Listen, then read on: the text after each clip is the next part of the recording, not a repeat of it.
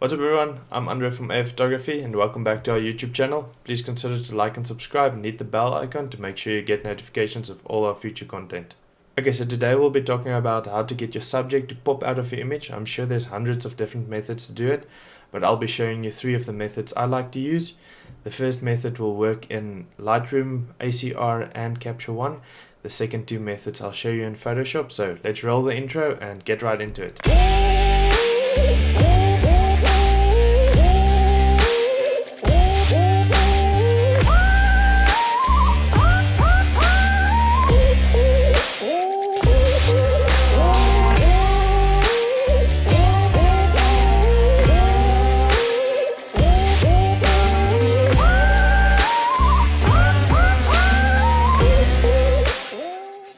Okay, so now we have 2 images open in front of us.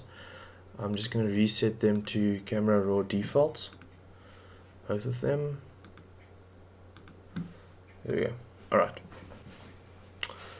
Alright, so now we have the shot straight out of camera. I'll usually start by decreasing my highlights quite a bit and increasing my shadows until where I'm happy. Then I'll slightly add a bit of exposure. Okay, I'll also increase my whites and decrease my blacks for a bit of contrast. Then I'll also increase clarity to about +10, and I'll always dehaze about 5%. That also adds a bit of contrast. Then the vibrance, I'll also add a bit of vibrance depending on the look I'm going for, but she has got a nice and colorful dress on, so we'd like to bring that out a bit. And already we're looking better than where we started. Okay, now I'll go to my tone curves. Here's where the fun part comes in, and you want your curve to look like a S. So we can actually start by adding 3 points on the 3 crossings. You want to lift your highlights, you can see at the back, slightly lift it, not too much, and decrease your shadows a bit. This also adds a bit of contrast. And then I like to lift up this bottom part just slightly to, you can see it just brings back a bit of detail. You can actually lift the middle part as well a bit, and then just lift your shadows with it to get a bit of more detail. Okay, then I'll go to HSL adjustments, so it's hue, saturation and luminosity, and I'll go to the luminance. Alright, so everyone's skin will always respond to reds, oranges and yellows. So I'll start by increasing my reds slightly. You don't want to do it too much, otherwise you're going to lose detail in the lips. So I'll increase it to about 7 or 8%. Then on the orange you'll see that I can add a lot of light. So I'll add a bit of orange, also around 8%, and then I'll add a bit of yellow just to get her dress to fit nice into the picture. There we go. Alright, now on the saturation tab, I'll decrease my reds slightly and the orange as well, all of them to about 7%, and yellow also 7%. Then depending on the background, I'll adjust the other sliders. This background doesn't have any other colors. I'll maybe pull down the greens a bit. I'll always pull down green a bit to keep the background from distracting us around the subject. Then in the hue tab, I'll usually start to correct my skin tones. In this particular shot, I'm not going to do too much now.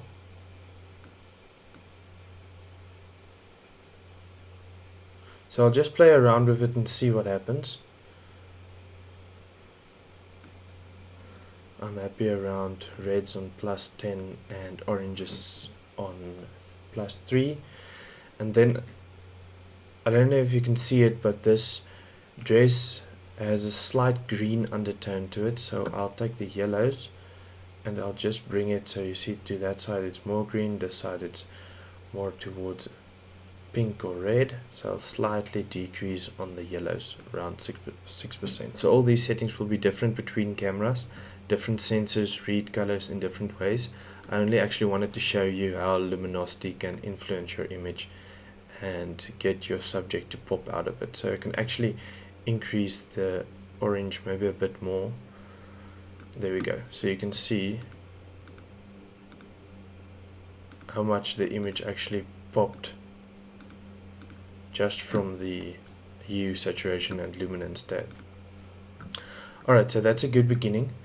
So now when we have an image like this with a quite bright background, I always like to add a bit of a radial filter. It just adds a bit of vignetting over the corners. So I'll move my filter to the center.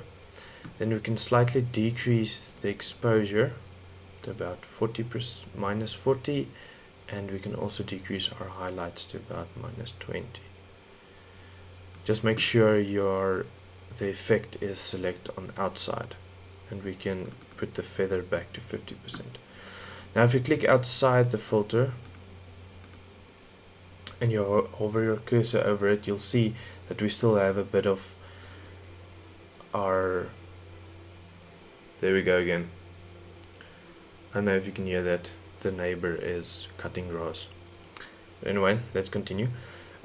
So you can see we still have some of the effect spilling over to our subject. So now you can just hit brush in the right top corner, click, just select your filter, hit brush, and make sure you're select on the minus setting. And we can actually decrease our brush size and just brush over our subject.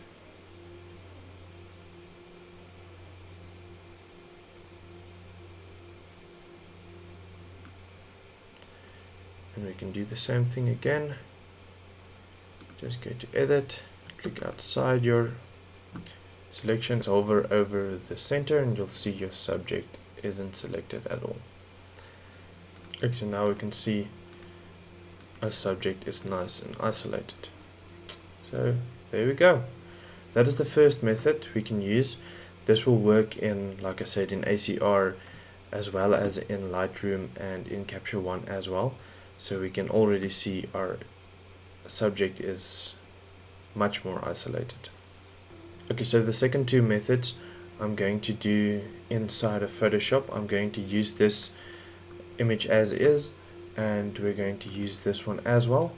There's not a lot of settings I will change on this. Maybe bring down the highlights a bit, increase exposure slightly, and we're actually on a nice place to start. Okay, so let's open them up in Photoshop and let's see. Okay, so now that we have our images open in Photoshop, I'll always start again with Command J to duplicate my background. Then I'll start with the levels, so you can just go to your adjustments and this little levels icon, and you can play around with it. This is another way to add a bit of contrast. So I'll decrease the left hand side to about 5 and the right hand side, be careful to not blow out your skies again. So in this particular image I'm going to leave it at 255, and you can slightly increase the middle slider to about, let's say, 111. Okay, so we can see this is just a very controlled way to add exposure to your image. And I'll go to the curves tab again, and you can take the middle of the curve and just slightly pull it upwards, and take the shadow side, the left hand, and slightly bring it back, and you can take your highlights as well and bring it slightly back. So we'll see that also added a bit of exposure. Now we can go ahead and flatten our image. This next part will only work if we go to image mode and convert our image to lab color. Now it's on lab color, we can hit Ctrl J again to duplicate the background. Then we go to image, apply image, and make sure you select your layer is layer 1, channel is lab, and the blending mode is on multiply, opacity on 100%. I know it looks terrible, keep it like that, just hit OK. Then we go to edit, fade, apply image. You can change your blending mode to either way overlay or soft light. I like to use soft light, and then you decrease your opacity to about anything from 15 to 20%. I'm going to use 20% for this one. Okay, so this is just a way to add a bit of contrast back into the image, because everything we did previously, we took away contrast to get more details in the shadows and the highlights. So we just want to add a bit of contrast back in so the image doesn't look flat. So we can turn this layer on and off, and we can see the contrast that we added to the image. Okay, so if we go back to the starting point, you can see how much the image had actually popped from where we started. Okay, so that's the second method I'll almost always use to get my subject to pop out a bit of my image. So the next method I'll be showing you is almost a no-brainer, but it really makes a difference when it comes to the composition of your image to get your subject to pop out. Okay, so now that we have the second image open in front of us, we can use the same method that we previously used, but first I just want to correct the composition of the image. That will definitely also add to it. So I'll just turn the image upright. Alright, so now easy way to get rid of this V-flat on this side and my strip box on this side. I've done this in a previous video as well. You can use your rectangular tool. You can select the side of the image, Command T, hold down the Shift key, and draw out the side of your image. There you go, just hit enter. Do the same on this side. I'm going to select a part of her hair as well, but that doesn't bother me too much. We'll fix it now. Command T, Shift key, and draw out the side. Now we'll just zoom in and go down to where we selected her hair. Command D to deselect. And now you can just take a brush tool, put a mask on that layer, take your brush tool, make sure you're on black, and brush our hair back to the normal position. There we go.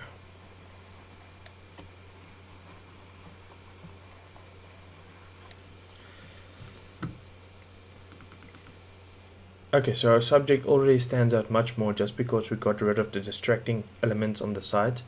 This goes for any image that have any form of distracting elements, even a piece of paper or something in the background. Just remove it and your subject will already stand out a lot more. Okay, so we can just go ahead and flatten this image. Alright, for the third method we can go ahead and duplicate our background again. So now we're going to go down here to this half circle, going to click it and say black and white, going to change the blending mode to luminosity. Now we can adjust the luminosity of only the colors that we like to. So we can take the reds and move it up a bit to about 65. The yellows we can go up to about 80. Okay, and because she's wearing blue, we can use the blue slider and slightly increase the blues until we're happy. Cyan as well. Alright, and there we go. She's already popping out much more. So that's just a nice and easy way to target specific areas in your image to help you isolate your subject. You can always use the same method to darken certain areas of your image. So you can just double click on that little icon over there again, and you can, for instance, decrease the blues if you wanted her dress to blend in more with the background. Alright, so there we go. That's 3 of the methods that I mostly use to get my subject to pop out from the background.